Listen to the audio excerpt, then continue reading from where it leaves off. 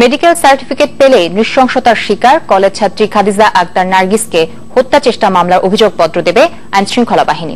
তাদের দাবি, মামলার তদন্ত কাজ প্রায় শেষ পর্যায়ে। আইনজীবীরা বলছেন, পুলিশ চাইলেই দ্রুত চার্জশিট দেওয়া সম্ভব।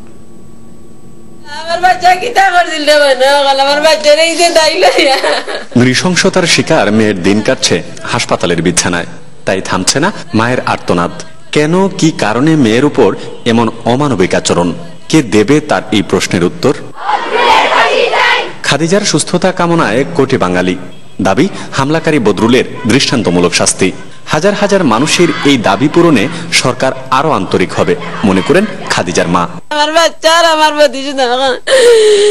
বাচ্চার এখানে কাটলো, তারা কাটলো কেন? আমার বাচ্চা কি তা করছে? আমি চাই।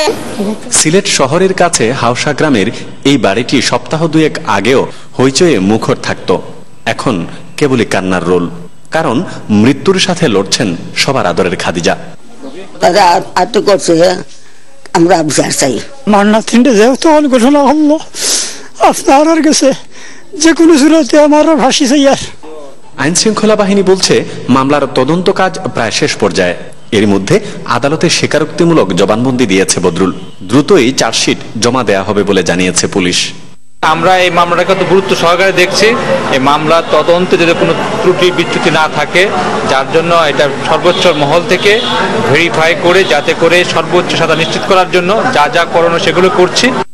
পুলিশ চাইলে দ্রুত অভিযোগপত্র জমা দেয়া সম্ভব, মনে করেন আইনজীবীরাও। খাদিজা আক্তার নার্গিসের উসমানী মেডিকেল থেকে তার ইনজুরি সার্টিফিকেট কালেকশন করে ফেলেছেন, এবং আমার মনে হয় যে এটা অভিযোগপত্র এখন দাখিল করতে কোনো অসুবিধা নেই। গত ৩ অক্টোবর এমসি কলেজ প্রাঙ্গণে সিলেট সরকারি মহিলা কলেজের ছাত্রী খাদিজাকে কুপিয়ে গুরুতর জখম করে শাহজালাল বিজ্ঞান ও প্রযুক্তি বিশ্ববিদ্যালয়ের ছাত্রলীগ নেতা বদরুল। গুলজার আহমেদ, চ্যানেল 24, সিলেট।